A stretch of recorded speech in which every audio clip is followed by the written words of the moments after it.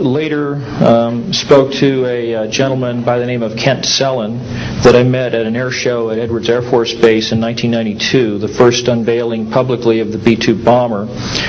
He indicated to me that in 1973, when he was a crew chief working on experimental aircraft at Edwards Air Force Base, that he had unintentionally wandered into an area where there was a classified aircraft, namely the ARV. He described it in detail, and he added other details to the account concerning the configuration and the operation of the vehicle that Brad Sorensen was not aware of. Subsequently, Brad Sorensen met with the famous aeronautical designer Burt Rutan, gave him a copy of this blueprint which you've just been shown. Mr. Rutan felt that it was a joke and put it on his wall as kind of a joke. And a third party confirmed for me later that a Colonel Ray Walsh from Edwards Air Force Base was visiting Mr. Rutan, saw this blueprint on the wall and registered quite a degree of shock and anger, wanted to know where the hell he got this blueprint, because there was in fact such a craft at that time, approximately 1994-95, in a hangar at Edwards Air Force Base, North Base Complex at that time. Subsequently, I've done a lot of research on this product, this vehicle. I've come across a number of declassified documents that show that the Air Force, as early as 1960, was wind tunnel testing flying saucer shapes up to Mach 20. And I also have declassified NASA documents that show similar shapes. In fact, this is the document here that more or less details the wind tunnel testing up to Mach 20. This is the NASA document right here that was declassified, and it shows a variety of spherical and lenticular shapes that were flight tested up to, or I should say wind tunnel tested up to Mach 6. I subsequently obtained a copy of an inter-office memo from Hercules Aerospace that describes a particular type of science involving something called zero-point energy and scalar waves. According to Brad Sorensen, this is the basis of the technology for these anti-gravity propulsion systems. This particular document here describes 6 different meetings involving the Defense Intelligence Agency and cooperative efforts with the Russian scientific community in investigating this, what is called the fundamental enabling technology that was originally discovered apparently by Nikola Tesla in the early 1900s. Anyway, I could provide you much more detail at a later time, and I am prepared to testify in detail concerning these events and their truthfulness before Congress. Thank you very much.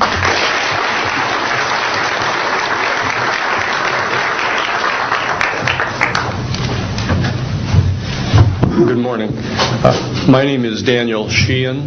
I'm an attorney and serving as general counsel to the Disclosure Project.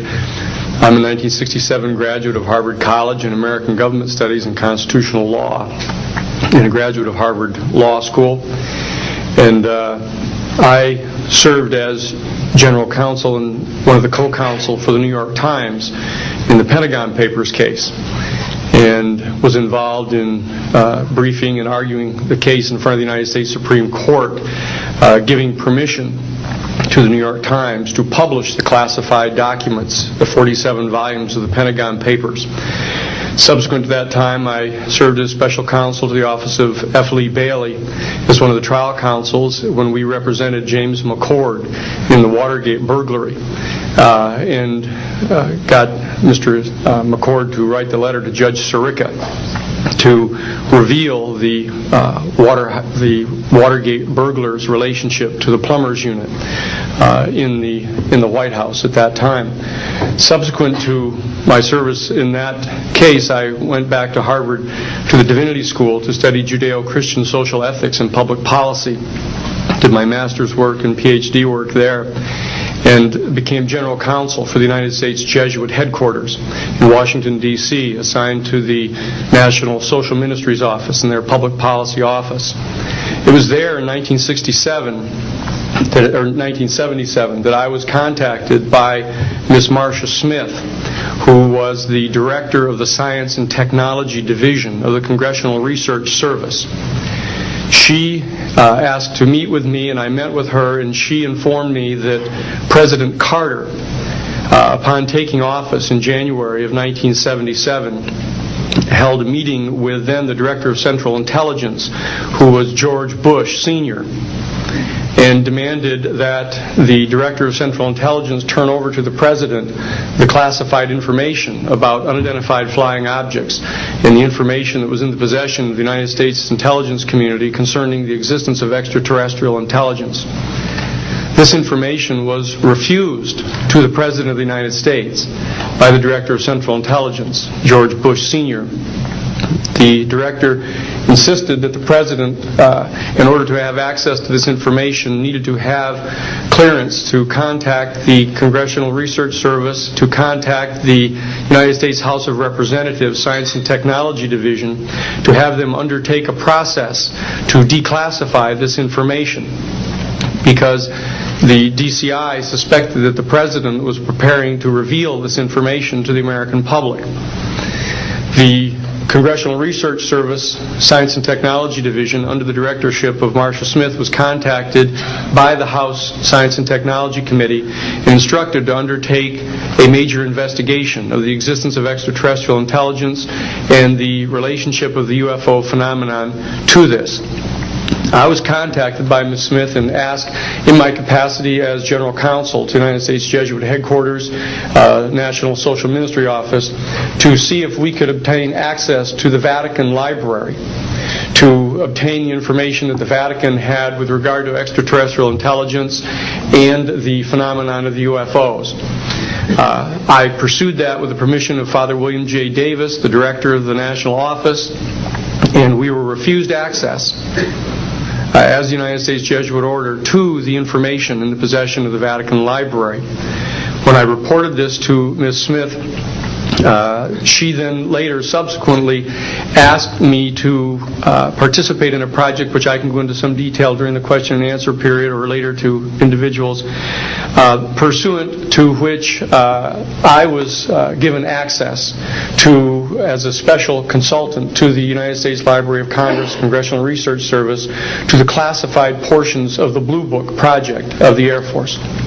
At that point, it was in 1977, approximately May of 1977, I went to the Madison building of the United States Library of Congress. There was no one in the building at that time. It was brand new. I was directed to a basement office where there were two guards at the door and a third sitting at the table, who took my identification, verified that I'd been designated as a special consultant to the Congressional Research Service of the United States Library of Congress, and was admitted to the room. I thereupon found photographs, some dozen photographs, of what is unquestionably an unidentified flying object on the ground that had crashed and plowed a furrow in a field of snow, and it was embedded in an embankment.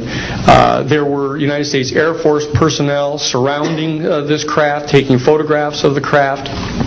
And one of the photographs, I could see that there were some symbols on the side of the craft. So I proceeded through the photographs and found a close-up photograph of these symbols. I'd been instructed that I was to take no notes and had to leave my briefcase and all my identification outside of this room, but I had brought with me a yellow pad. And so what I did is I opened up the yellow pad and refocused the overhead camera onto the same size as the cardboard backing of the yellow pad, and I physically traced the copies of the symbols on the side of this craft, closed the yellow pad back, put the microfiche back into the canister, reclosed the box that I had, and I said, it is time for me to